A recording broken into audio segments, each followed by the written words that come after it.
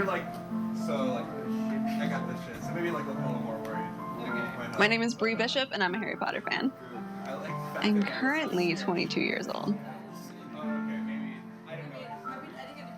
I was 12 years old, and I was going to visit my grandmother. And when I got to my grandmother's house, she said, "Your Uncle Scott is coming over, and he's going to take you to see Harry Potter." I had seen, stuff about kids like freaking out over the books on TV and like people lining up and dressing up. And I thought it was so geeky. And I was like, I'm going to have to go sit in this theater with like stupid, geeky Harry Potter fans. This sucks. I walked in with that attitude and I walked out, and I remember I was shaking because I had enjoyed the movie so much. And obviously something about it really struck me. And it was all I thought about from that point to like right now. I knew it became an obsession when I was walking past her bedroom door and I can hear her singing Harry and the Potter songs. And I remember asking her, what? There's music? There were all these bands on MySpace, I guess Wizard Rock or whatever. Today we're filming Alex's first, music video for the song Seven Potters, and it's a really cool theme. It's like a 20s, we're doing a play about the Seven Potters, and then Death Eaters come and mess it all up. 3, 2, 1, action! And back. Okay, keep going. I was homeschooled in high school, and I spent obviously a lot of time at home during that span of time. I didn't have many friends. I think things really changed for me when I started doing YouTube, when I started making videos on YouTube about Harry Potter. My name is Bree, and that's B-R-E. I fancy Harry, Ron, and Hermione. I make videos on the YouTube, and if you don't like it, you're a noob. What? I think probably out of all of my videos that I put up, the one that got the most response was a video where I asked people to make their own video responses saying how Harry Potter has impacted their lives. And I got quite a few responses to that. Hey, this is my video response to I Fancy the Trio's question, how has Harry Potter impacted your life? It's just, my life would be totally different without Harry Potter. Just because, that's what I do. I read Harry Potter, I think about Harry Potter, I go on Harry Potter websites, I listen to Harry Potter podcasts. It's like my life. It makes you feel like you can do anything. Whenever I meet someone, it's like, are you a Harry Potter fan? Are you into Harry Potter? Do you read the Harry Potter books? You can make connections on the internet through text, emails and stuff, but I think it's a whole other thing to make connections through actual video and seeing people's faces and seeing their emotions and their reactions. And that was when I really started to talk to people, those people online, and started Skyping with them and really started making really real connections. It's been a part of my life for the past 10 years now, and I wanted to explain to people why I felt so passionately about this, but not only that, I wanted to do it for everyone else who felt passionate about this. So my best friend Rita and I came up with this crazy idea for a trip and convinced 5 other Harry Potter fans to come with us. I don't think I actually believed it was happening until we were on the plane.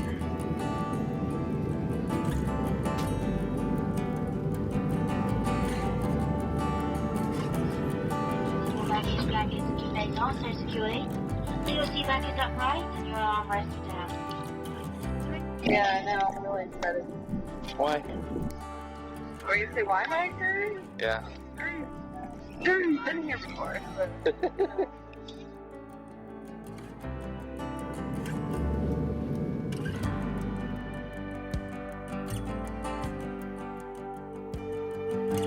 Don't you ever wonder what will happen when it ends?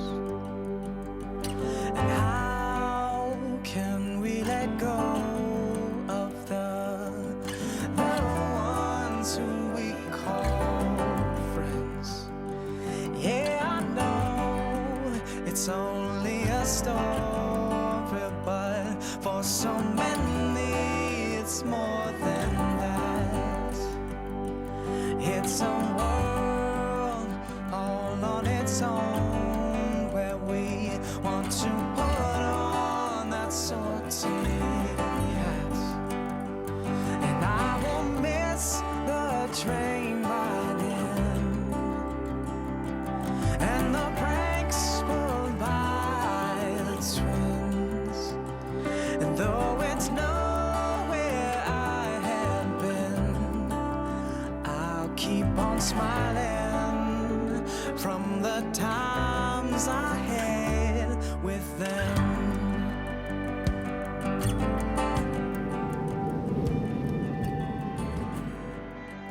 The Harry Potter series has inspired a massive online community, or fandom as we like to call it.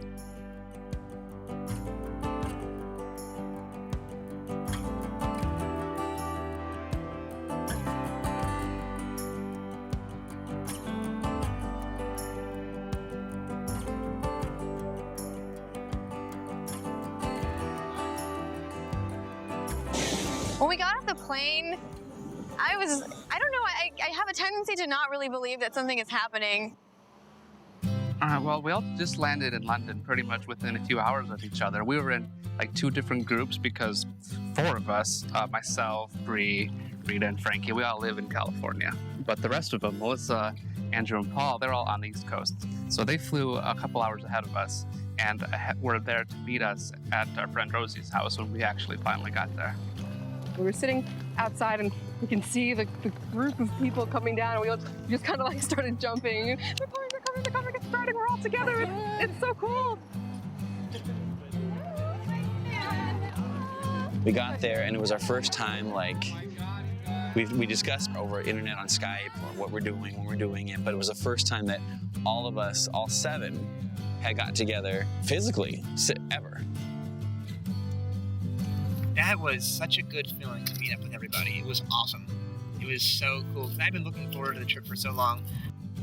Was just hoping we would get to do some really cool stuff and have some cool adventures together. Rosie's parents were nice enough to let us stay with them during our trip to London.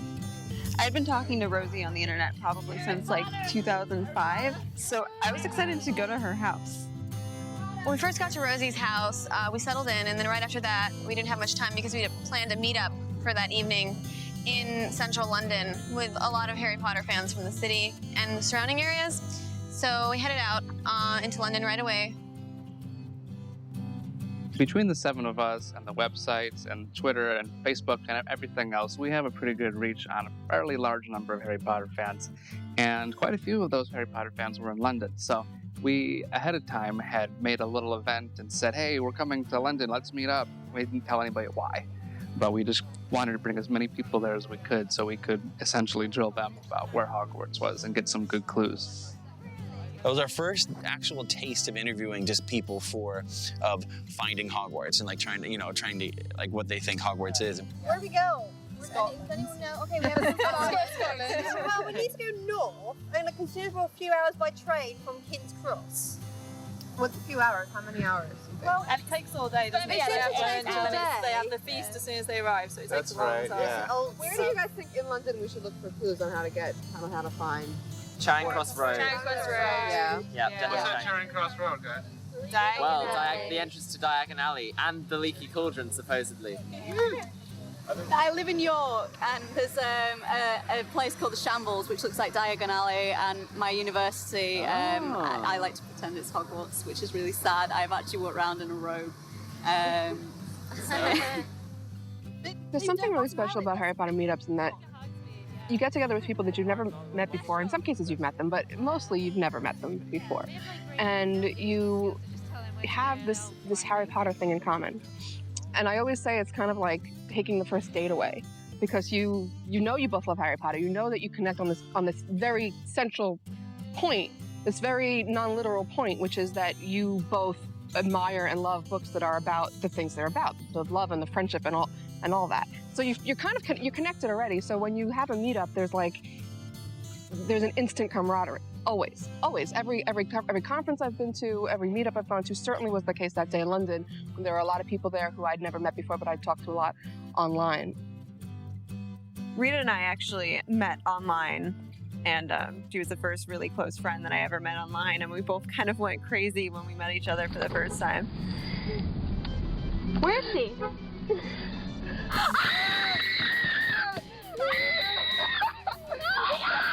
my god! She's right there. She's right there. She's right there. Okay. My name is Rita, and I'm a Harry Potter fan. I'm 22 years old, and I'm from Orange County, California. I've been training as an opera singer since about age 14, but recently I've decided I might have an interest in filmmaking. Well, Rita she just loves life. She just loves to celebrate life, and she wants to live every moment to the fullest. And that's what Rita is. She's very crazy. She's been a difficult child to raise, needed a lot of attention, a lot of love, and she's my princess. Oh my god. See, I told you, this is what I meant, right? I have the right to speak what I want to say. Come on. You sort of think I'm a spoiled psychotic lunatic. As if they don't know.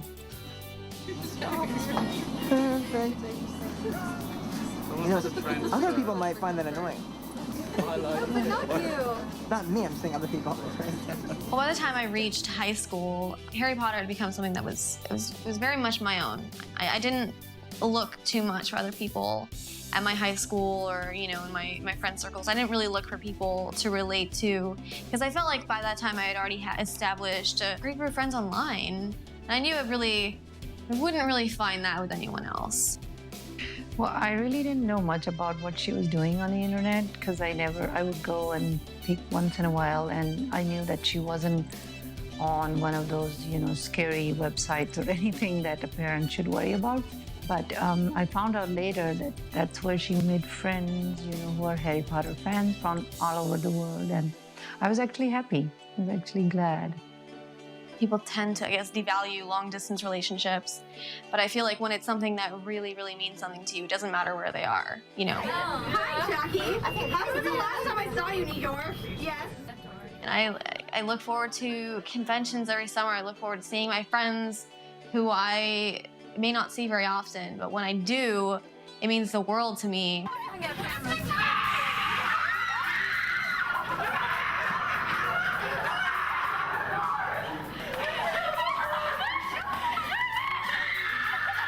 There's Jordan McDonald, who lives in New York, which I've probably seen him 5 or 6 times in my entire life. But somewhere along that period of time, he has become so close to me. People who come together loving the same thing, you do kind of like, you give one another strength to really be confident in what you love, and it's almost like, you know, it doesn't matter what anyone else thinks. The summer of '07 was a year like no other. That was the year I graduated high school, and at the time, everyone felt like that was the year that they were going to graduate from Harry Potter. You know, the final book was coming out. It was the Order of the Phoenix premiere in Los Angeles. There's just so many new experiences happening at once, things I'd never done before. Of course, I loved opera at the time. I loved music, but obviously something about where I was at that point in my life made me want to do something completely different with my life. And so I did put college on hold, and I felt that it was completely necessary to do Finding Hogwarts because it's just what I needed to do at the time. Your life it leads you in crazy, unexpected directions, and that's just where I needed to be. I think people put so much emphasis on doing everything in order. And you don't have to follow, you know, the same rhythm as everyone else because, you know, it's like you're all surfing the same wave at the same time, and what's the fun in that? Who wants to try fish and chips today? I guess I'll do it. I'm sorry, guys, but we're totally going to have to try haggis in Scotland. You have fun with that. I'm not anywhere near that. I'll eat some freaking haggis. I still maintain that it's not that much worse than sausage. It's made up of the same kind of stuff, you know? But if it's chunks of all the stuff inside the body, all cooking in its own stomach, it's disgusting. Not remembering. Sorry. I mean, hot dogs are like that too. So being here in London, something we wanted to do was try and get some practice in and finding some of the other magical spots that exist in the Harry Potter books. And there's a phone booth somewhere that gets you to the Ministry of Magic and a pub called the Leaky Cauldron that you can actually use to get into the magical world. Charing Cross Road, anyone know what Charing Cross Road is? So up to this point in my life, when I think of the Leaky Cauldron, I'm thinking of either the website or this place in the books. I wasn't really considering the idea that I actually might be able to walk into it. Are we having difficulty finding it? We have asked 14 Londoners where to find Charing Cross Road, and only one person seemed sure, and she was wrong. Charing Cross Road, that's Charing Cross Road there. Oh, okay. All right, excellent. We'll go to Charing Cross Road. That'll be a good place to start. It was sort of like this craziness of like, here's the camera, you take the camera, and everybody's like running in every direction. Thank you. John, what's that mean? Running out of tape? That one's running out of tape. Seriously? Charing Cross Road, anyone know what Charing Cross Road is? For the first time, I'm beginning to have doubts about this trip. I've come to believe that we may be doing something we don't know the ramifications about. We haven't considered the ramifications of finding Hogwarts. Alright, wait, this is supposed to be it, but I can't find.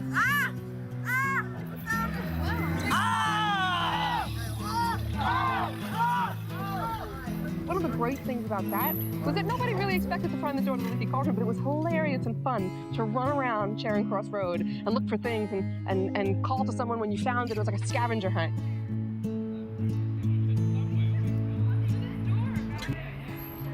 And so we made our way out there, down this little alley, and there's this little bookstore on the corner and a record store just down the way. And there was this cool little triangle knock mark. It kind of looked like a Deathly Hallows symbol. Like, oh my gosh, that's it. And so we were like trying to knock it and trying to go up, but it was all high up too, so that was weird too. So we figured, well, that's probably, because we could just use their wands and that kind of thing. And so we're all excited, but nothing really came of it. You got to imagine, you got to step into what it might be like if the world was real and think if you were Harry walking down the street, which grubby door would it be? There's something of value of that to fans. We always try and make our imagined world a little bit more real. I had been to Charing Cross Road once before with Melissa, actually, when we were coming to London for some Book 7 things, including doing a podcast on Charing Cross Road at a Borders bookstore. Thank you.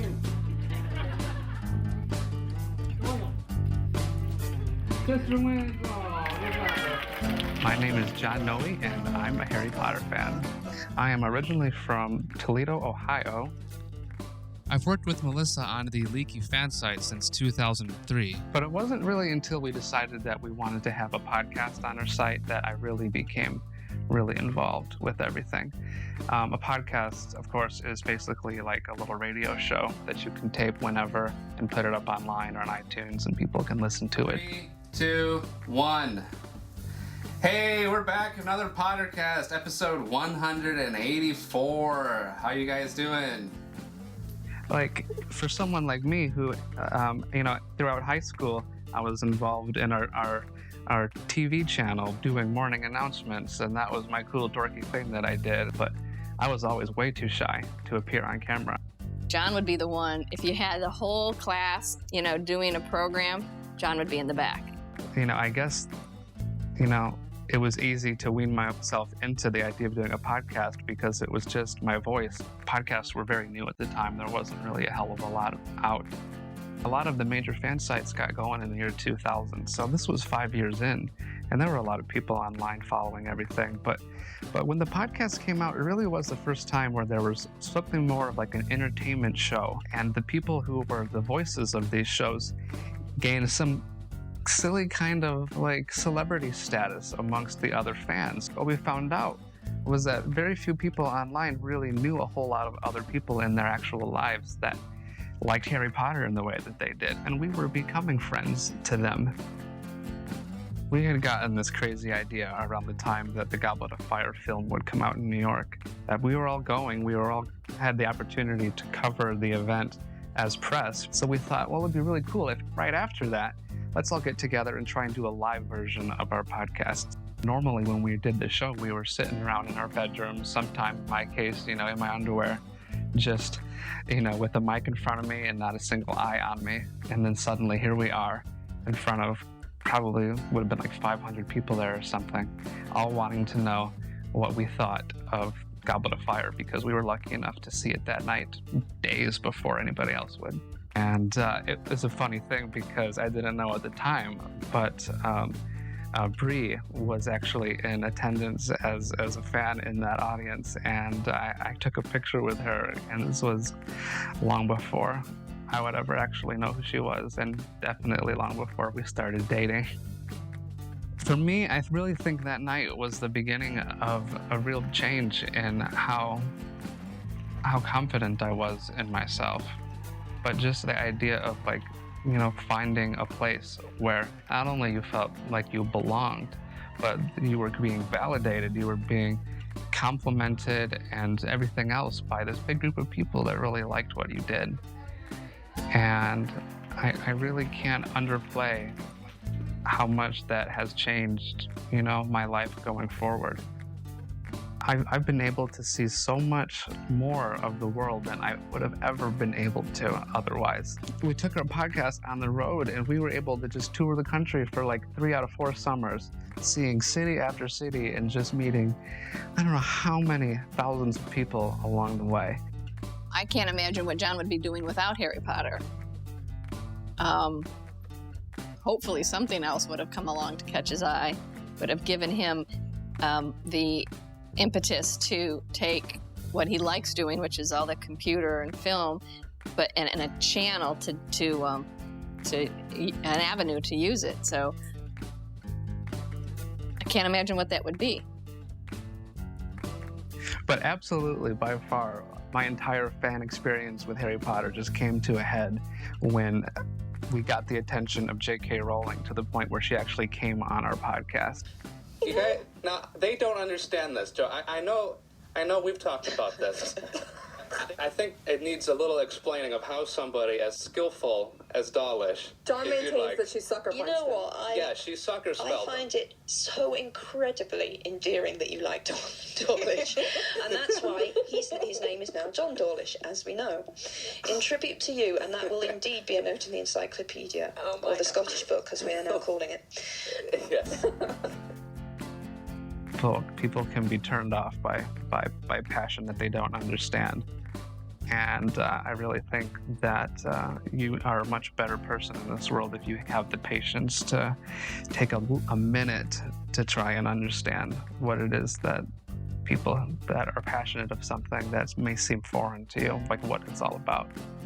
There are a lot of people that I've met through this entire thing that on the outside to a stranger might look kind of kooky, kind of strange, but I assure you that these are some of the most creative and thoughtful and clever and interesting people that I've ever met in my life.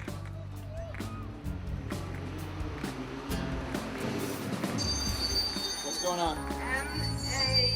Right now. I-C. Melissa is dialing the Ministry of Magic code to get into the Ministry of Magic. M-A-G-I-G.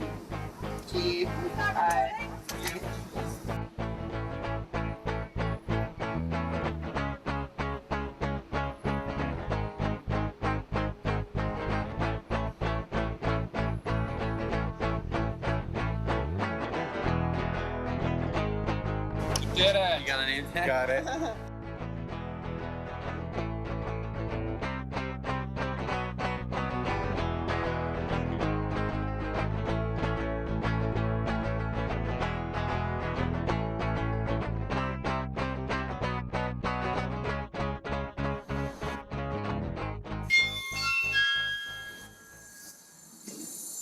The train now approaching platform 1 is the 1350 Great Western service to Exeter Central. This train is the service from Barnstaple. When we were on the train to Exeter, I was excited to visit one of, Jo's old haunts, pretty much her college and her town. Kind of like, in her days when she was our age, and it was going to be like the first day of kind of like retracing Jo's footsteps. have map dispensers in America. Oh, the green and white arch. What is it? You're gonna go through there, and there's a thing. You go up. Green and white arch. Yes. Let's do it. The walking route. All right, let's do it.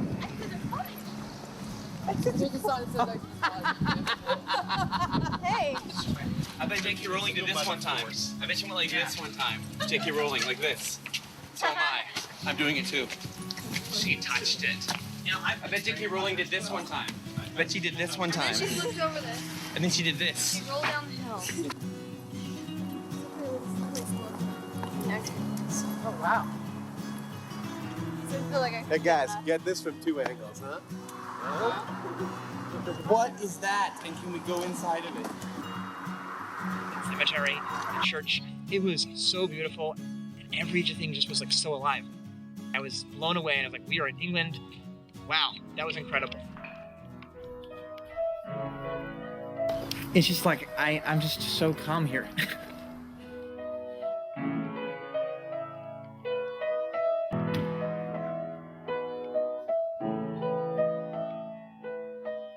Well, a big reason I had wanted to go to Exeter was because it really did have like a bit of the character that you can see in the books.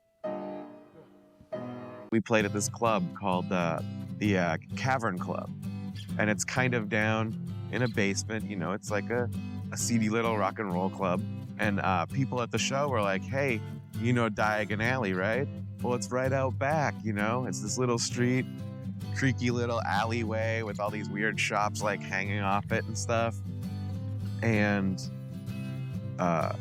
even the club itself could be sort of like a Leaky Cauldron-esque, you know, kind of place. We played here in May 2007. There's a stage over there. Oh, holy crap. That's awesome. Yeah. It was kind of crazy to walk in and see Joe like screaming into a microphone, like this photo of him behind the bar, as if we were like the Buzzcocks or something awesome like that, you know? Do you know anything about Harry Potter? Not really, no. I've read a couple of the books. Okay. That I've seen. I can't remember the first time I heard about Harry Potter necessarily. At that point, I was really curious, like, hey, what are these books? What's so awesome about these books that has kids like losing their minds and like all of a sudden becoming these voracious readers? And you know, what's so great about them is what I wanted to find out. So as I'm reading the books, this idea popped into my head to start for Harry to like be in charge of this band. That image like hit me, and I wrote it down, and it was like Harry and the Potters like rocking at Hogwarts, and I just thought that would be so fun. In June of 2002, Joe and I kind of had this like concert series that would go on in the shed in the backyard, and he would invite bands and I would invite bands, and friends would come over and have a cookout. Bands would play in the shed, and like a couple bands canceled, like they backed out like a day before. We had already invited a whole bunch of people, so like, what if those people show up? You know, it's kind of late notice to cancel. So let's do something goofy so that we can keep them entertained. So like, let's do Harry and the Potters. So we sat down at the kitchen table and wrote about 7 or 8 songs. Like a couple hours later, our friends came over and we just played for them, you know? We're Harry and the Potters. And I'm Harry, circa book 4. And I'm Harry, circa book 7.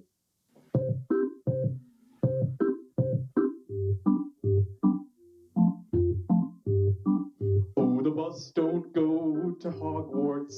You gots to take the train. Oh, the bus don't go to Hogwarts. You got to take the train. And we'll take the train from platform 9 3/4. Yeah, we'll take the train from platform 9 3/4. Oh yeah.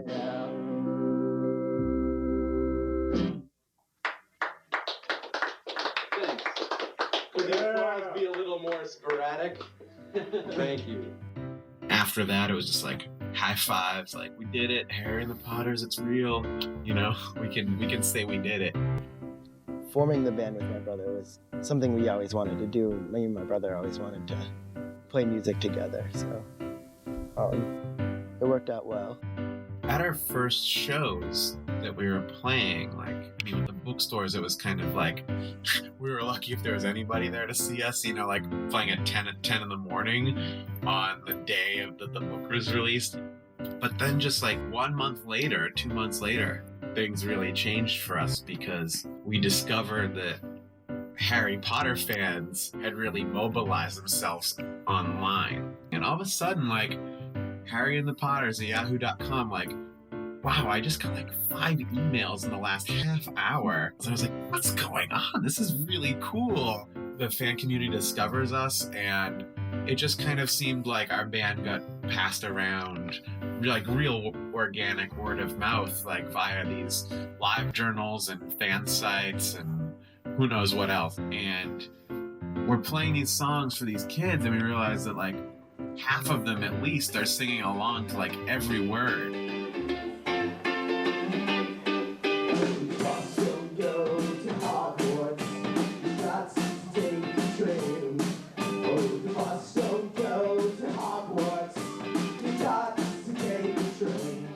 That seemed to be the point where you said, yeah, this is a real event, you know, people are going to go see Harry and the Potters.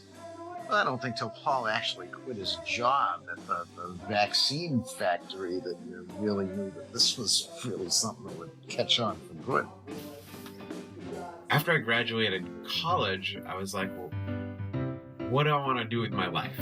I wanted to do something that like made a difference for humanity. Like I feel like that sounds like so pretentious in a way, but like I really feel like you can do little stuff that has like this greater effect, like leaving the world better than you found it sort of deal. And so like I took this job working for a vaccine company. Like in vaccines, you know, they keep people from getting sick, from getting diseases, from dying of diseases. So I was like, that's cool. Like I could feel good about that, like good karma. He was making smallpox vaccine, which is no small feat, right?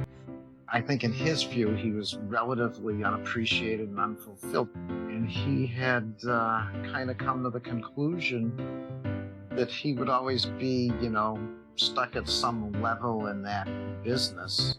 And this was far more an opportunity for him to grow himself. And I think he really did a good job. My brother, he's become a much more engaging performer. And I think he's gained a lot of confidence in the projects he is involved with.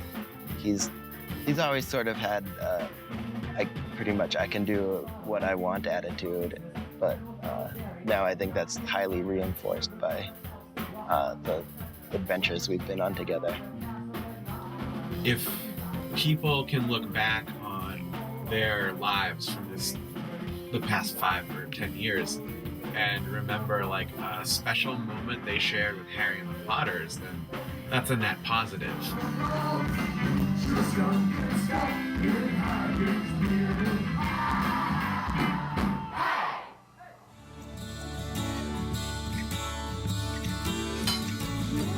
Hello.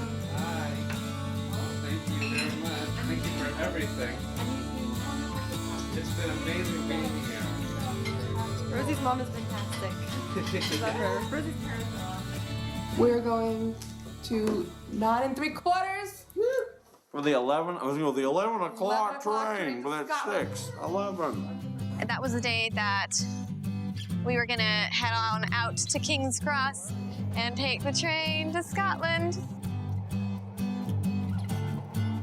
It was probably the thing I was looking forward to least because it seems like the most obvious thing is to go to King's Cross and go to the platform 9 3/4.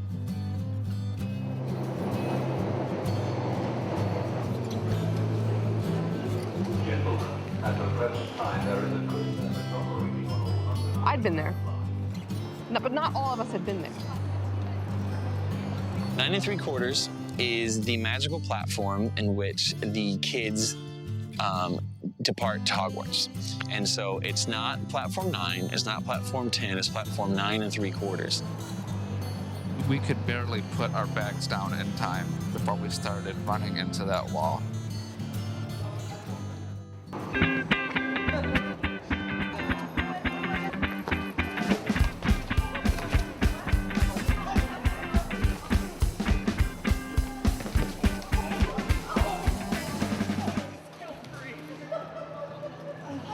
Okay, that day was amazing. I'd been at King's Cross before, but this was different. This was exciting. We were on a mission, and we had to get to Hogwarts. Is there a way through there that you know besides just running? I don't think so. You just have to run really fast. Yeah. So we're not running fast enough. That might be it. Just gotta train. You guys know where Hogwarts might be? No. Oh, Wait, what time is it, you guys? 11:05. We missed the train. You missed the train? The barrier. The barrier was sealed. Yeah, wouldn't let us through. We're gonna have to take the Muggle train. Yeah. Take the Muggle train. I guess we can get on the Certainly train. can't take the bus. We certainly can't The take bus the bus. The is- bus don't go to Hogwarts. No. Do we have a flying angular?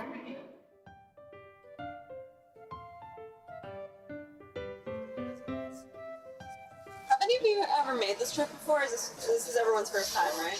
First time to Hogwarts? First time Via taking train. the train to Scotland.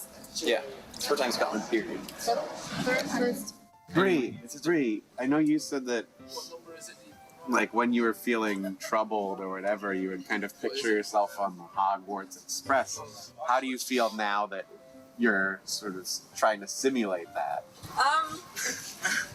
It's a weird mixture of like feeling calm and then feeling. I mean, obviously, I'm like really, really excited because we're doing something cool, you know. So I'm like totally excited, but also just it does feel pretty peaceful. Like looking out the window. It's just like, This whole trip is so relaxing. I didn't expect it to be relaxing. Yeah. I don't even want to get off this train. Yeah. This is amazing. It is nice. What do you think it was about the Hogwarts Express that made you feel comforted? Just probably being taken away to somewhere else. Yeah. Somewhere different. Yeah. The escapism. Yeah. Harry Potter is one of the most appealing and incredible tales that's ever been told. It speaks to immediately the part of all of us that feels alone. Because immediately we open with an orphan who doesn't feel special, and all of us have had that experience. Every single person has had the experience of being bullied. And immediately Harry is opened into a world where he's being bullied and he's being denied the reality, which is that he is magical. And that is the experience of every child in this world being bullied right now by either adults or by their peers. What we see for Harry is what we all want. It's for someone to come out to us secretly and say, you are special.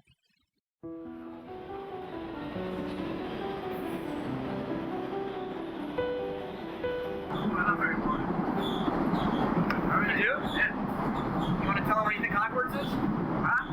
Tell them where you think Hogwarts is. School? Yeah. School for magic. I don't know.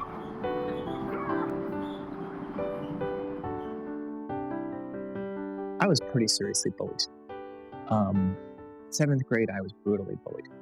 It's affected me deeply, and when I see a kid being made fun of, it fills me with anger. It doesn't even, I'm not very patient when it comes to bullying. I have a sort of knee-jerk reaction to going back to the little boy in me and wanting to stand up for him. One of my best friends of my entire life, since I was 10, and he remained one of my best friends, John Dworkin, he would get picked on, but he never took crap from anybody. So he would fight back. And I didn't know how to do that, but he taught me to fight back for the other kids that were being picked on. He would not allow anyone to be picked on. And so when other kids were being picked on, I would stand up for them too, because I wanted to be like John Dworkin. And so he taught me a great deal about standing up for other people's rights. In college, I had a mentor who's Maury Stein, who's the best friend of Maury Schwartz from Tuesdays with Maury. And he taught about how stories have the power to renew our souls and renew the soul of our world at a critical time. And all the things I studied at college, that's the question I kept asking. Could I build a social movement that would be so powerful around the idea of loving stories and loving the arts? And so I'm pretty sure that this is exactly where I sat. And eventually, as I got to the end, he couldn't know that at this very moment, people meeting in secret all over the country were holding up their glasses and saying in hushed voices, "To Harry Potter, the boy who lived." And something shot through me, and I closed the book, and I turned to the young woman, my coworker, and I go, this book has just changed my life. When I came across Harry Potter, I came across a story that brought me back to my childhood, like magic of storytelling, imagination.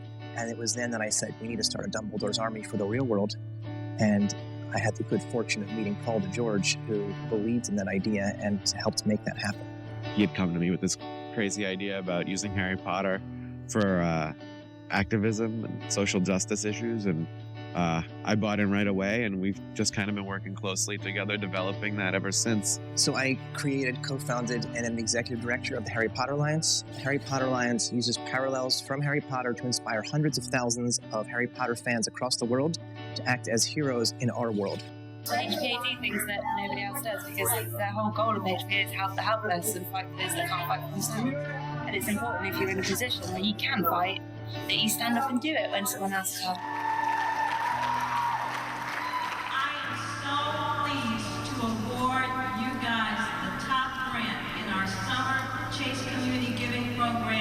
In the amount of $250,000. His enthusiasm for the Harry Potter books is not unique, but he has a unique vision, and he's so passionate about it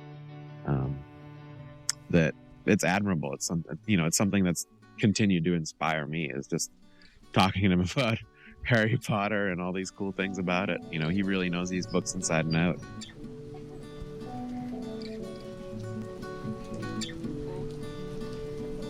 I thought the cave would be a good old time. You seem to know that there was much more. They get a pit stop before Hogwarts. Edinburgh. Before we're going on the trip, I didn't really know that much about Edinburgh, and I had no idea that it was going to be this, like, gothic looking, and just, it was love at first sight. And that brat Malfoy was close by. I found this little place for us to stay. It was actually more of like an apartment than a hotel. But after our trip up there and everything else, we wanted to just regroup and take a time out and cook some dinner and stuff. So that's what we did. I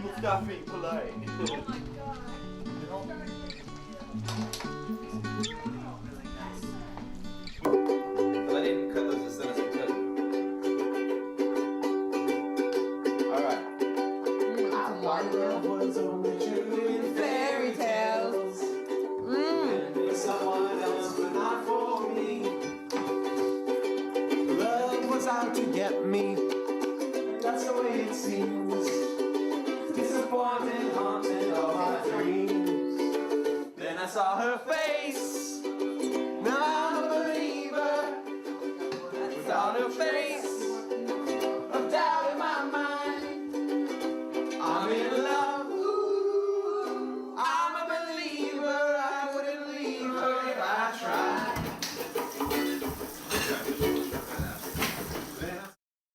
It was our first full day in Edinburgh, and we woke up early in the morning and decided to trek out and find those places that were important in the process of J.K. Rowling writing the Harry Potter book series. We headed over to this place called the Elephant House, which was one of the cafes that J.K. Rowling most famously wrote in. The Elephant House is totally like trying to blow it up. Like, this is where Rowling wrote Harry Potter, you know? And that's what they're all about, is like generating that tourism. Guys, I'm gonna apply. Full-time staff is required. Soak in it every day, and you too could write a children's bestseller. Ah. So we all went inside and tried to absorb some of that same environment J.K. Rowling would have writing her books. We went ahead and got some coffee and some food and hung out for a little bit. When you go to the Elephant House, there's this one table that has like this perfect direct view of Edinburgh Castle. And we all sat there and we just imagined her like, you know, writing and then looking up at the castle. It was a pretty funny question asking where Hogwarts was when just out the window you could see Edinburgh Castle. And you could think not too many years ago, J.K. Rowling was there herself looking at that castle.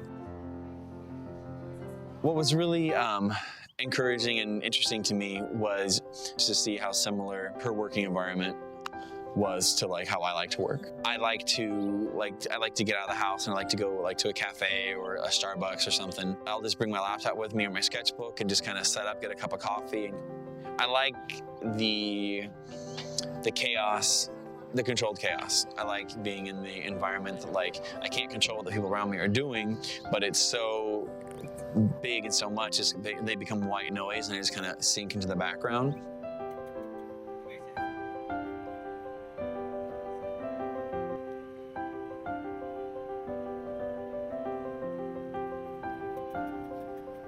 This is Sassy.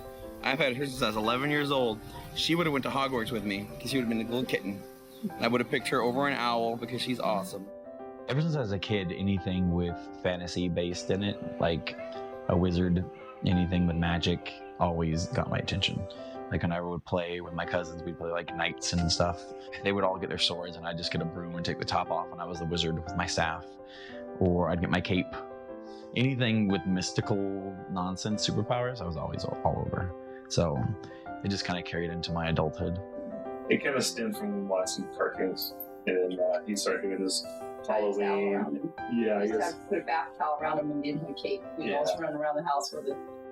I went to school for illustration, so in college I got pretty used to putting my artwork on forums and stuff, and having kind of getting exposure that way and being exposed to other artists in that way. That's how I got to get to know Pottercasts and like Melissa and John. And when I got to see them in real life, that's the connection I made. I was like, I'm gonna go do that thing. And then we made that friendship connection. And then like we fast forward and I get involved in Pottercast more consistently and I post my artwork online. That just blew open the doors for me. It was great. I had a lot of people looking at my artwork and I got really cool emails, really encouraging stuff. I got to, every week at church I take notes and I draw them and I put them on my blog too. So I kind of got some really cool emails about that as well.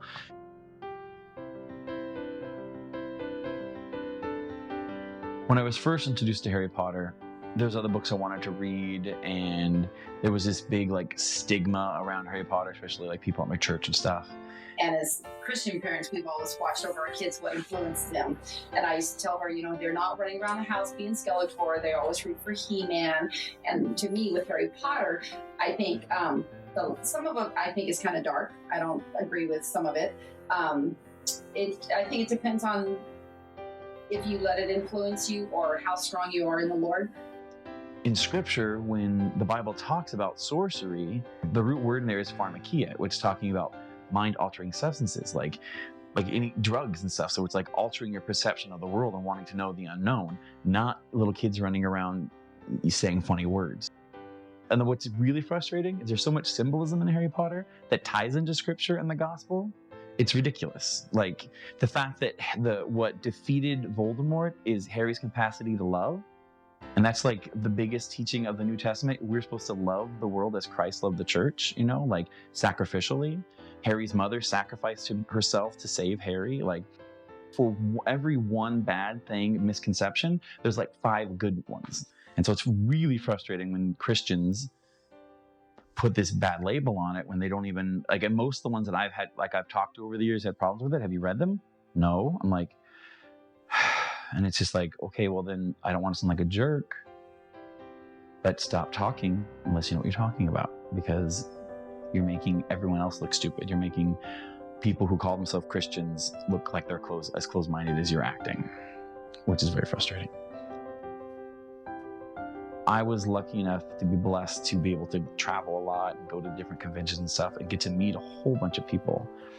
And it really did teach me new ways to be humble, because like at first Harry Potter was just a playground for me. It was just, yay, you know, like this is fun, whatever. And I kind of took for granted that some of the serenity and peace that I had as a child growing up that my parents were able to give me in my home life, other kids didn't have. And so they found it in these books. And I realized that me being kind of flippant about it, like it's just a book, was a little insensitive. Seeing what it means to people and what it inspires out of people, and it's been really, really interesting to me. And so that really helped me. I learned it in a specific manner with Harry Potter, but that concept is something that I was able to kind of apply to other areas of my life as well. Just looking at what other people appreciate versus what I appreciate, or realizing I don't understand it fully and trying to ask the right questions, like, why do they like that? I'm like, oh, like being able to look at something from all the angles, not just from my own limited perspective. It's been a lot of fun, and I've learned some really cool life lessons too.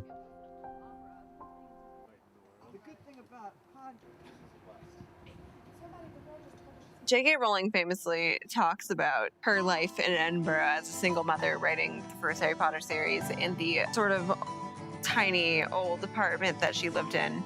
We're going to see where Joe finished the books. Yeah, because it is a place of more inspiration. Will they be J.K. Rowling? Inquiring minds want to know.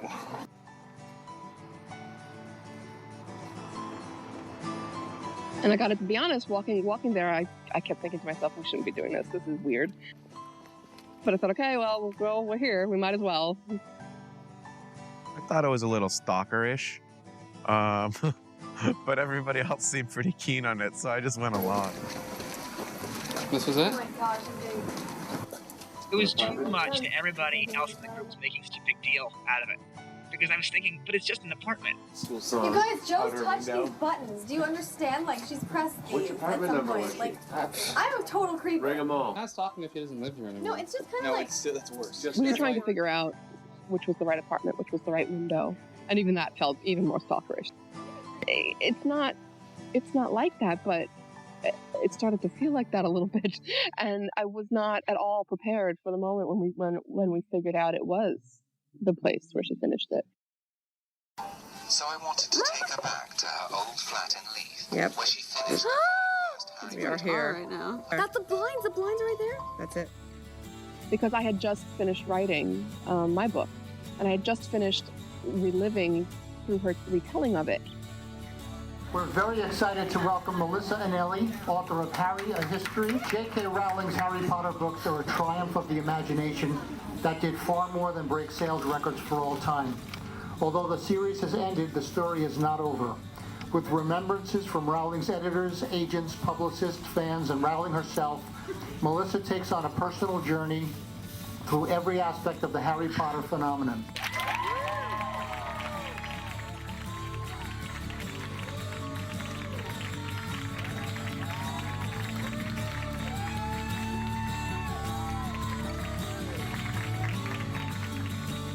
The part that I want to read to you, I've never read publicly before. It is about the first time that I ever met J.K. Rowling.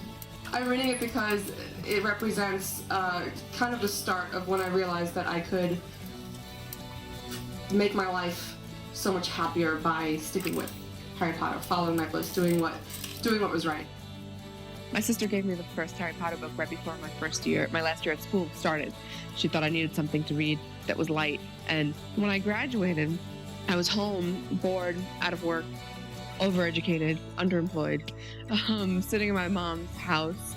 I opened up this box of stuff, and it had my Harry Potter books in it. And I immediately, within 2 days, had reread the entire series again. Well, the 4 books anyway. And I knew I needed to know more about it. So I went to my trusted friend, the internet, to try and find out when book 5 was coming out, because I was positive, I was sure that somebody knew. And instead of finding out information about the book, I actually found this little website called The Leaky Cauldron, which was the only website I'd seen at that point, really treating the books, the Harry Potter, what was going on with Harry Potter, like a phenomenon, like something to be studied and reported upon. And as somebody who wanted to be a reporter and whose grand plans for writing were at that point, it really appealed to, and it felt like something I could kind of dig myself into. So I started sending them tips, just to, just because I felt like it. Became from the site eventually wrote to me and said, why don't you work for us? And then I started spending way too much time online. Hi, Miss Rowling. My name's Melissa. I work on a site called The Leaky Cauldron. I love The Leaky Cauldron, she shrieked, and threw herself on me in a hug, shocking me to my bones. I finally handed her my book and found a purpose for the tape recorder still in my hand. I asked her if she would say hello to her fans and pressed record. Hello to everyone who's on the Leaky Cauldron fan site, which is my favorite fan site, she said, and then gave me a final smile and was whooshed away. Only after Lizzo had said, I told you so, and Liz had recreated the moment for me several times at my request, did I finally think to open my book. It read, I love the Leaky Cauldron, J.K. Rowling.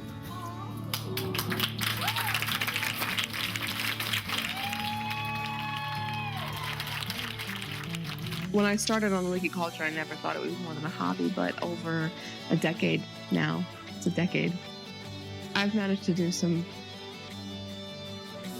amazing things. Hey guys, we are here at the red carpet for the Order of the Phoenix premiere in Los Angeles, California. I've traveled the world. I've interviewed so many wonderful people. Chief among them, of course, is J.K. Rowling. I've interviewed her a bunch of times now. I wrote a book called Harry: A History, which is about the phenomenon. It's a journalistic story of Harry Potter, and it debuted on the New York Times bestseller list in its first week, and it has created a career for me in writing that the regular journalism just wasn't cutting. Harry Potter journalism did that for me. Harry Potter. Thank you. Hi. I just wanted to thank you so much for writing this because I know I always want to like go back and relive it, and it's just so sad that it's over. And I think that I'm only about 60 pages in. Like My childhood, the formative years, were really very much ruled by the fact that my grandmother was quite ill. Because my grandmother was sick, and because every day we'd come home from school and my parents and my father would be at work, my mother would be at the hospital, we'd be rushing home to get to us. And we'd a lot of times be at somebody else's house, or everybody got really busy. And so when I didn't have a book and nobody else was around, I'd go to food for comfort. And I went into 5th grade, I was 20 pounds overweight. And then over the summer before 6th grade, I went on my first diet and I lost like 20 pounds. And on the one hand, that sounds like good for you. You've lost 20 pounds. On the other hand, I was 11 and it shaped everything. I think it affected this whole notion of popularity, and not in the sense that a girl who's not thin can't be popular. It wasn't somebody else's fault. It was mine because I was so insecure about it and I couldn't get over it enough to just be confident in who I was. Before Harry Potter, I was a much less confident person. I didn't believe in my own abilities as much as I do now. It just opens her to many new experiences, a lot of new friends, traveling all over the world, and just being part of this amazing community of really good kids that do good quality things and respect each other and respect people that are in need, and just form really good friendships. I'm proud of all of them. It's Hermione. She's a swatty, buries herself in books because she's insecure. And yet it's those books that eventually are the reason that she can make a real difference in her world. Harry is about always doing what is right and what is in your heart to do. And I think a lot of us have done it partly because of Harry.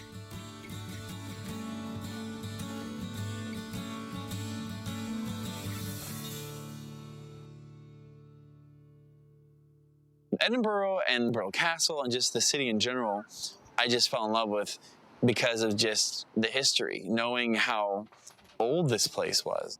If I could open a window into the past and just look, it'd be amazing. It was just an amalgam of various Scottish castles. She's probably just put a lot of different aspects of the castles together and created our own Hogwarts, I suppose.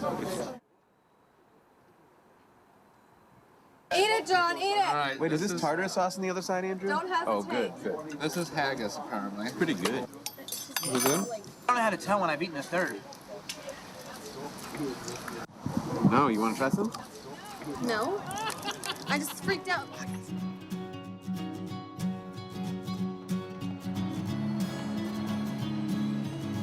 It's time to find Hogwarts. I was just kind of along for the ride, and it was a cool ride on that train, It just continued to get more and more impressive and gorgeous, with lakes and trees and rolling hills and that sort of thing. And that was when it first really struck me that we were sort of taking this same path that Harry would take up to school, And if he was looking out the window, that's what he'd see. And I think for that whole trip almost, I just kind of sat there and stared out the window. It was still just amazing to sort of sit there and reflect on the journey we've all had, with Harry Potter. When we were in the Highlands, we went down to Fort William, and that was really cool because it was like this little teeny village. What are your guys' mental thoughts of Fort William area? Just being here was like, if Hogwarts is in a place such as this, Oh my god. Like, even while we were in the train station, when we were pulling in, I'm thinking, oh my god. Like, it only hits you once you get here. There's no way you can imagine it. Like, watching it on the screen does nothing. Once you get here, you're like, oh wow, the beauty, the beauty. It was a crazy change in scenery too, because all of Scotland's green and hilly and beautiful, and we were just completely by ourselves. It was completely silent. There was like nothing around us, and we were just like, whoa, like we are in the middle of nowhere. Like we are in the Highlands. What the hell? Oh, this feels good. I had no idea what was going on, but it turned out just a short walk to that very nice youth hostel. We're in the West Highlands at a little bed and breakfast hostel thing with 8 bunk beds. We gotta all sleep in the same room. Oh boy. Stories. Oh my god. After 5 hours on a train, it's just wonderful. So compared to the rest of the trip, everything in the Highlands was mostly unplanned, which, I mean, you couldn't really do it any other way. We're going to find Hogwarts. We just basically have to hope to get lucky and use everything that we had found out up to that point and try and track it down. But there was one last pretty cool thing that actually was planned previously. The actual steam engine that they filmed many shots for the Hogwarts Express. That guy's actually wearing overalls. This is so classic. All my dreams were coming true in that moment. That was like everything I've ever wanted as a Harry Potter fan. Was like, that was it. A steam train with all my friends in the Highlands of Scotland. Like it doesn't get any better than that. Holy crap. Do you want just to have the ride? Yes, sir. Hurry, I'm sitting. Has anyone seen a toad? Oh, my mother's lost one. My God, being on that train, in that compartment, the best part was how we found ways to make it even more special. You got to take the train. When you're sitting in this compartment where basically, if you're thinking about it, the most special thing in the world happens in book 1. The 3 of them come together for the first time. Harry, Ron, Hermione, first time. Yeah. Wizard armrests. Hi guys. Hey, Frankie. We all got to spend some time together taking that trip, imagining it, closing your eyes, and getting closer to the center of what made their friendship so special, and what in turn is making ours.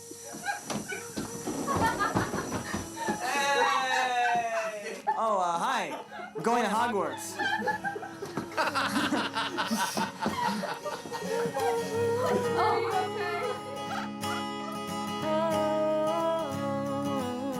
Lean out the window and make sure you say goodbye, 'cause it's a long time till you're back. Embrace the hills away from pretty city lights, and so away the trunk you packed. Yeah. Oh, rushing past ocean sky, and the colors roll by as we fly, and we're leaving our troubles behind. Yeah, we're leaving our troubles behind, and we'll travel past sunshine and rain, while we sit and laugh and play funny games, while we're taking a ride on the train. Yeah, we're taking a ride on the train. Ooh, ooh, ooh, ooh,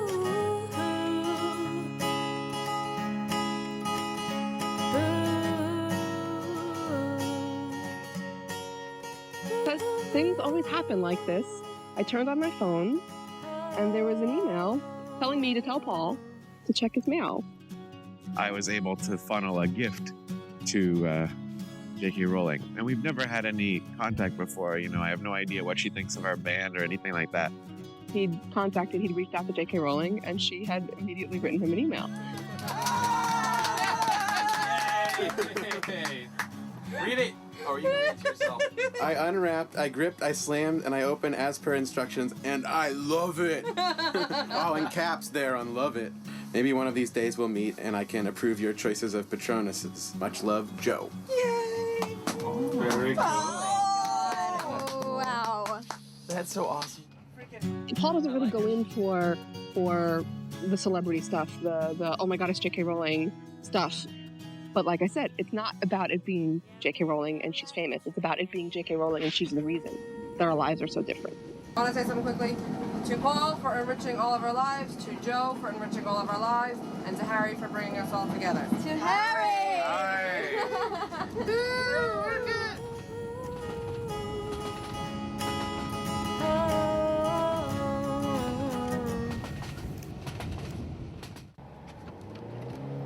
Well, prior to this trip, I had maybe like 6 hours of experience driving a standard automobile. So it's probably at least like double that. So am I going the right direction? Yeah. Yes. Oh, crap. Remember, you're by the middle. I was really anxious that we were going to die. Crazy. I like this road. It's really fun to drive on. I just wish I had a car I was Like comfortable driving. Imagine like a sports car. Yeah, I know. With the bumps and stuff. Here we go. Oh, I'm not gonna hit anybody yet. Yeah, he was pulling it off. I mean, I couldn't believe it. There were many times that I felt really scared. But Paul pulled us through. He had a steady hand. We stopped at this little travel center and asked this guy about where we could go. This guy told us about this magnificent castle, not too far by. Perfect. We thought this is perfect. A place called Castle Stalker, which was pretty fitting for us on this trip and everything that we had done so far. And it was a stone house. It wasn't a castle. It was so far away, maybe up close it would have been 10 feet tall, but it honestly looked like a little teeny brick house made of a little stone house. So it was cool to see from afar, but it wasn't really what we were hoping for. Wait, hold on. This is Hogwarts. Hold on. Is this on? I think this is Hogwarts because as much as we might be magicians in our own minds and imaginations and all that stuff, we're still possibly muggles. And what we see is ruins. You know, in the books, they tell you if you are just a muggle sort of passing by, all you're going to see is like these ruins of a castle or something like that, you know? And as soon as you get there, you're going to want to leave because there's, you know, enchantments that make you want to leave and not explore and investigate. And here, like in the middle of like this muddy island is like the ruins of this tiny little castle. And as soon as we got there, a bunch of people were like, dude, this sucks, let's leave. And I just thought that was pretty damn funny that like, you know, we got there and like everybody wants to just leave already. I was like, dude, it's freaking Hogwarts. Let's go. I want to get on a boat and check it out. I think that... I don't think if it was Hogwarts, we'd be able to see even that much, to be honest. Lies. Lies. We found it. Why are you so determined to call this Hogwarts? Because I want to wrap up the movie. Aww. In whatever way you possibly can. Yeah. I just wanted... I don't know. There's mountains, there's a pretty lake. I wanted to find it so badly. What if we don't find it? No, it's a sign. Like, what the hell are you guys looking for, you idiots? Of course you can't find Hogwarts. You can't find it, because you just can't. After that, I still was determined to find something that matched the image that I had in my head. Not that a word. It's raining. Oh, really, actually raining. You know, it's sort of drizzling the whole time, which is kind of what you would expect if you're going on a hike in Scotland, I guess. We put the covers on the camera, crossed our fingers that we weren't breaking them. So this trail that we find warns us just straight up that, hey, you could die here. So this was all just getting kind of ridiculous. A lot of concern that maybe we would pitch over the side of the mountain. We those mountains, those hills, those forests. It was like getting in touch with real magic. It was incredible.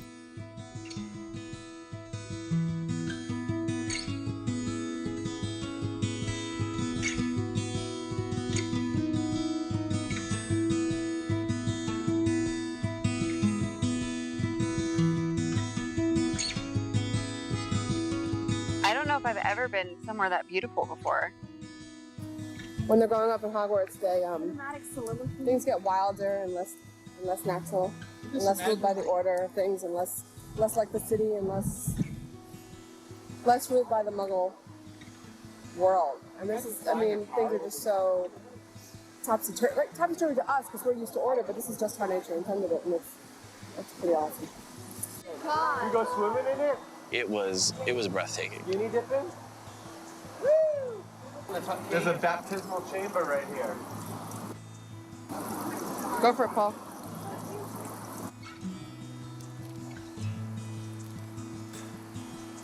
That feels good. That feels good. You should do it. I could see the magic, the wonder out there. Soon I'll go to a place that he called Hogwarts. Soon I'll be with kids just like me.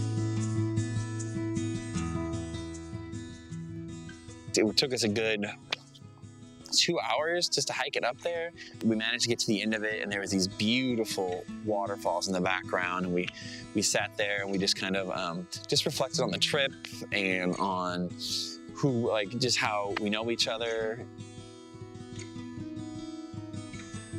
That was the biggest question everybody had around the time of book 7, point where people were crying about it before we even got the book. Was, when is this going to die down? And will they get the 7th book and stop caring about it? Or maybe it'll be like after the last movie, will they stop caring about it? It's a question so many fans were wondering because it's such a big part of everybody's lives. And I think since the year since Deathly Hallows, people have really processed that into something that, those good parts of Harry Potter and the community of Harry Potter, something that certainly never has to die. Life's going to take us down different paths, and right now we're sharing a really fun path, and we're enjoying it, and it's going to affect us. It's going to affect the D'Souza's in the future, but we can't stop on this path. We can't just stop and linger here and loiter. We need to be brave enough to move on. Like Andrew said, you can't just become transparent and intangible just to linger. We need to see what's around the next bend. So if there is a time where we have to leave the fandom, or be less committed to it, we go into the next adventure. But we take what we had here and we move on with it. It's not like we leave it. It stays inside of us. It makes me feel good to know that years and years from now I'll be able to go into a bookstore, Sophie's bookstore. And Yeah. kids excited. Oh, they've permanently permeated this culture, and I can't wait for the time that I have my little Albus Severus's and I'm reading them Harry Potter. I'm not going to name my child Albus Severus. Daddy named me Albus Severus. Oh my god, you know the ass? They're right now, they're ass. Albus Severus Slack. Yeah, that's nice to do to your kid. Get him on towels, ass. We realized that although it looks like a lot of the terrain of Hogwarts, but I'm thinking there's no lake, which everyone knows there's a lake next to Hogwarts. There's obviously no castle. So what do we do now? And I was embarrassed that I hadn't thought of what we would do if we didn't find Hogwarts. Asked questions, we talked, and we could have done that in the United States, but we came here for a reason. I had to really think about what we were looking for in the first place. It half seems like so long ago that we started all this, and half of it just seems like yesterday. I love all these people so much.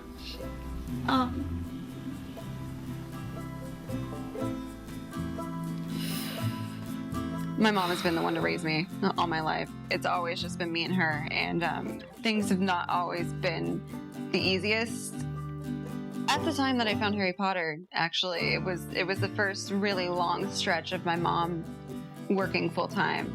She had to commute like about an hour away, and I would get home and be by myself, and I would wake up in the morning and be by myself. I used to sit at work and just worry about how hard it was for Brianna. And I remember rushing home one day and always being nervous because I worked like an hour away and thinking, oh my God, I hope she's okay. And I came running in the house and I was screaming out her name, Brianna, Brianna, and she was up in her room reading Harry Potter. That was big. A lot of characters in fairy tales and in other books and in other movies have a main character whose parent has died. Like pretty much every Disney princess only has one parent. And it's the same with a lot of fairy tales or a lot of epic stories. But what sets Harry Potter apart from those stories is that it's a main focus in the books. I think J.K. Rowling has a huge understanding of what death is and how it affects people. She lost her mother while she was writing the first Harry Potter book, and I think that obviously shaped the way that she wrote the rest of the books and was a huge factor. I think I've always had a pretty good understanding of death, even though I was only 4 months old when my dad died. I saw like the domino effect of how it affected people in my family and how it affected people that knew my dad. Harry Potter. It gave her something really positive to believe in. And she, being one of the very few kids that we knew that had lost a parent, I think she automatically felt like she was an outcast since she was little. And then along came Harry. I always enjoyed the feeling of community or the feeling of family because, you know, I definitely have a larger extended family, but I saw them, you know, a few times a year. They weren't around constantly. So having it just be me and my mom, I like the feeling of group. I like the camaraderie. I like the feeling of a family or a unit or a team. I always loved that feeling. And I always kind of adopted my friend circle as like a new family from a really young age. I think the Harry Potter books gave me words for the things that I didn't have words for on my own. It helped me understand my feelings more than I did. And then to find people who also understood this message, whether it be like their parents divorcing or feeling outcasted at school for any reason, whatever, also connected to this big major theme in the books, to find people who got that and understood it and were sensitive to it, you know, and sensitive to those feelings that I had, that was amazing. It was the first time that ever happened in my life. Definitely a huge reason why the people that I've met through Harry Potter are my best friends. They're pretty much my only friends. Like, I mean, I have a lot of friends, but they're all through Harry Potter at this point. Brie, I know you're determined to say the movie should not end with us finding that little castle to be Hogwarts, but I beg you to, Brie, consider. I think we need to reconcile our differences first. At this point, we're just in the car and we're just literally aimlessly driving. So I'm like, all right, you guys, let's stop. Let's just stop and let's just go to this lake and let's just check it out. On the other side of this big lock, there's a hill. I mean, it was really beautiful. How do you guys feel about this location? I like it. As Hogwarts? Yeah. As quote-unquote Hogwarts? I mean, it's Hogwarts-y. We get out on this lake, and again, it's beautiful, but there's that feeling I was waiting for. And in retrospect, I think the feeling that I was waiting for was the feeling I got when I first read the book. Bree said it best. She said that like everybody's gonna have a different picture of what Hogwarts looks like. It's still just like blowing my mind that I actually, because when I was picturing this whole thing in my head, from the very beginning, I expected there to be this big moment where like we all like stumble across this lake with these gorgeous mountains, and we're all like, wow, yeah, like suddenly this is drop Hogwarts, his bags, you know. And John Williams is there. John Williams. yeah, John Williams John is there Williams playing is there. Hedwig's theme, and we're all just like wow, and everyone wants to cry, and we're all just, but like it was so silly of me, like again, because no one's gonna perceive any of this the same way. Like everyone sees it different in Hogwarts. Everyone has been affected by it in different ways. Going over it so many times and I guess focusing so much on finding it just distracted me from the fact that, hello, yeah, obviously we're not going to find our Hogwarts in one place. How is that even possible? I mean... People take Harry Potter and it strikes a chord in them. And it seems to just strike a chord in millions. The chords all sound different. Yet they make music. The music is diverse. It's non-linear. It's like the Hogwarts song.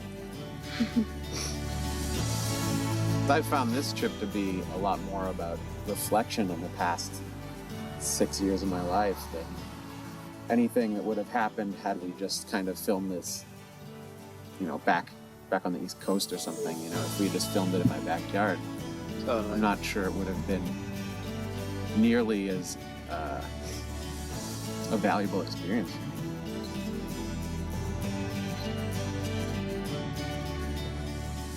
The day that we were leaving the Highlands, we had a little bit of time before our train left for London. And we were driving on the bus, and Melissa saw this castle. And we thought, well, why don't we just go to these castle ruins? Like, we have the time. Like, what the hell? We weren't too excited about it at first. We figured, oh, it can't be that great. We get there, it's amazing. It's beautiful. It's like this legit castle that's like falling apart. Look at this! This is amazing! We're taken away. We were in another world. Welcome, welcome to Hogwarts. How'd you get up there? Magic. That's amazing. The most awesome part was the fact that this was a playground for like local kids. Like they were just running around. They would like scale it and were like running up the top, like where the castle was falling apart. I'm like, what? It was run down and felt like something that we might see as Muggles. That if we were to stumble across Hogwarts one day, that's sort of what we would see, because Muggles, we know, don't see it. They see a rundown area. You can kind of put yourself in, you can kind of imagine, but by the time we got to the point where we were seeing castles, I think we all knew that wasn't really what we were looking for. It's a castle, but it's not that big of a... I mean, it's a It's sizable huge. castle, but What are you it's talking about? It's huge. We can't even fit it all on camera. Ay, ay, ay. If you read the history there, it's crazy. 1,000 people were killed here. Really? Yeah. Wow. This was built around the same time as Hogwarts. Yeah. Really? Hogwarts is a little older. It's about 1,000 years old? Yeah, Hogwarts is 1,000 years, and this is... Is that right? This was built in the 1200s. Does it feel like Hogwarts? You're like, I feel like there's magic here. Feels like but Hogwarts to I don't me. know if it's Hogwarts. The trip, in many ways, was about searching for Hogwarts. I don't know if I found Hogwarts, but I did engage in the searching, and I still am engaged in that search. I love traveling. I love the United Kingdom. I love rain, actually. I love castles. I love the romance of the whole thing. And it's like reminded me how much I love Harry Potter in a new way, because it's taken me to, you know, all the freaking places that, like, it's a Harry Potter pilgrimage. I mean, it was just breathtaking. And so just experiencing like the world and inspiration that inspired a lot of these books has really struck a chord in me. It's been really a really special experience to see that there are places like that in this world, and sometimes it just takes a story like Harry Potter to put that in perspective for you, you know? Never let logic rule out how far your imagination can take you. It's been very demonstrative of the range of emotions that we felt going through all this part of our lives, going through whatever journey we all went upon. Each little place stirred up something else. I think it's been really cool to be able to see everyone else's interpretations of Hogwarts and what the series has done for them specifically, and how it inspires so many different people in different ways.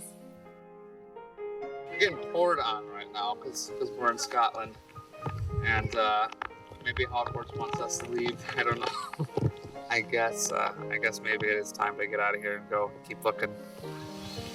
Keep looking for Hogwarts. Of course, keep looking for Hogwarts. We're always looking for Hogwarts. Just keeping your eyes open and looking for the magic in our everyday lives, even if it's not as exciting as Joe's magic. Hogwarts is everywhere, really. Whatever your imagination wills Hogwarts to be. I guess where Hogwarts is for me is when I get to experience all that inspiration again, whether it be through reading or through drawing or through painting or through, as stupid and logical and as obvious as it sounds, it's always going to be in the books. Yeah, my Hogwarts is definitely my home and my refuge. And I think I'm really, really content with that. Whether I find a physical place or not, I'm really happy with the love and friendship that I found through Harry Potter, which is more than I could have asked for. It's not something that in the beginning I associate with all the things I associate with it now, which is the creativity and the growth and the expression of myself and things that I didn't know I was getting into this fandom to do. I just wanted to have fun.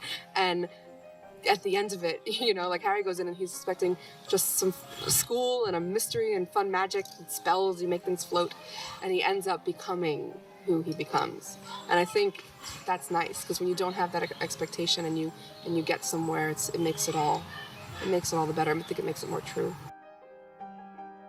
So imagine this beautiful mountain in front of you. Put your hand in front of your eyes.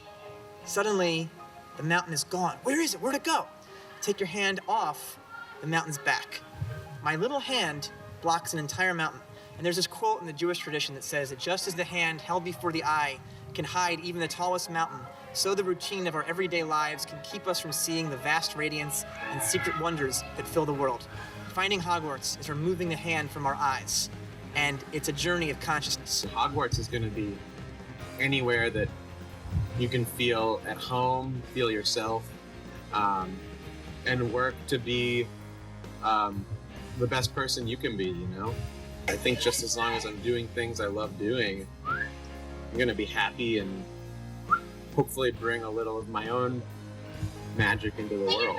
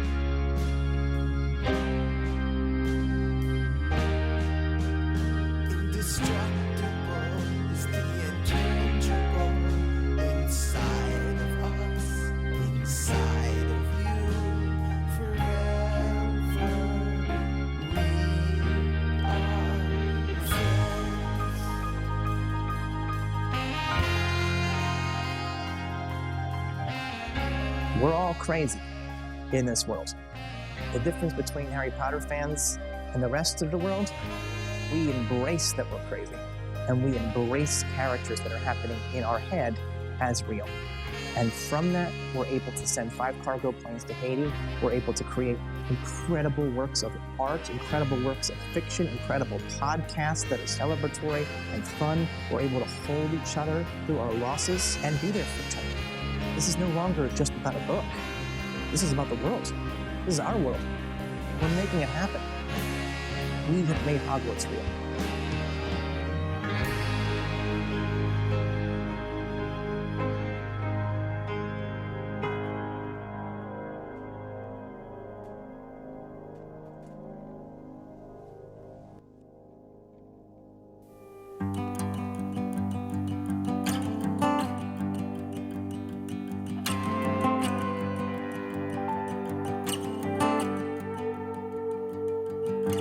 Don't you ever wonder what will happen when it ends? And how can we let go of the ones who we call friends?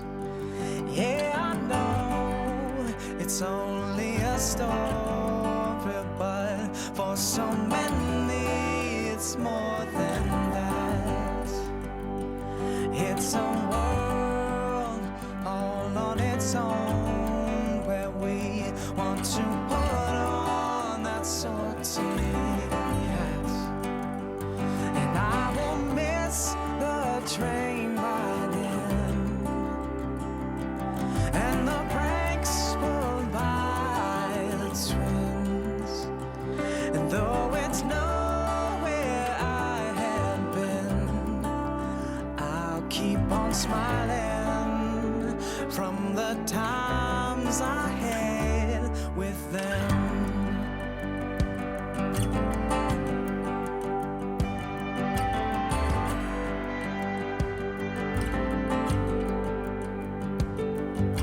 Could there ever be again another one like this?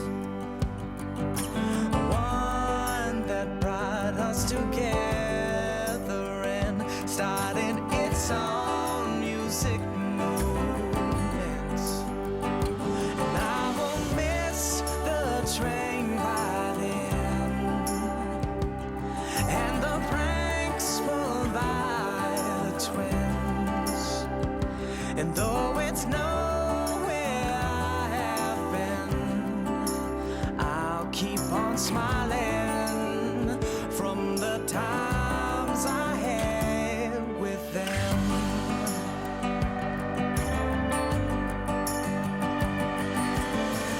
Soon we will see it closed, the final chapter exposed. It's an end of an era, and I'm seeing clearer that nothing will ever be the same. And I will miss the train ride in and the pranks pulled by the twins. And though it's nowhere I have been, I'll keep on smiling from the times we had with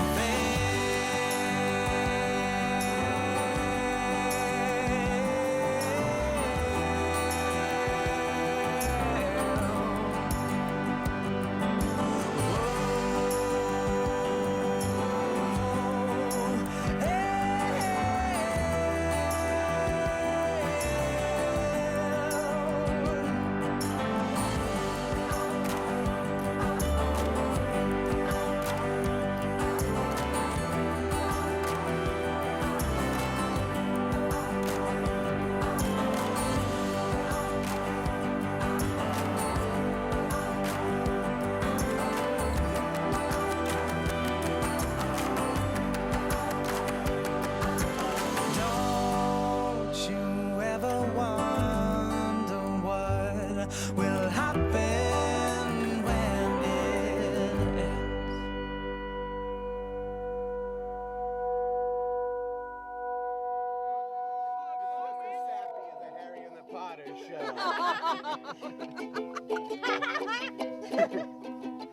Anybody else? Oh, read that with your crazy laugh. I think it's amazing that you guys put this together. It's amazing that we're out here in Scotland. And the love we share for these books is changing our lives and changing the lives of people all over the world and can change the world. Is this gonna like go up with credits? We're all talking. That's good. Now it has to with this monologue. Look at that guy. He's Can we talk to the audience? Like, bye guys. So glad Go you guys find are your here. Hogwarts. I got a draw in Scotland. Thanks for coming to Hogwarts with us. Yeah, go We find found your own. Hogwarts. Yeah, it's fun. Go find yours. Hogwarts is in Frankie's sketchbook. It is.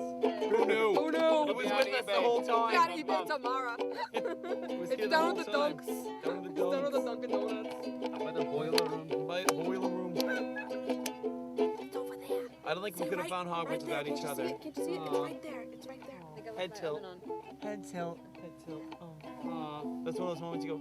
You left what? I said I don't think I could have found Hogwarts. We could have found Hogwarts without each other. Hey, you know who also tilted his head? Who? Right before he tried to kill Harry? Nearly had a snake. Voldemort. Oh, good one. So you know that Voldemort is trying to kill me.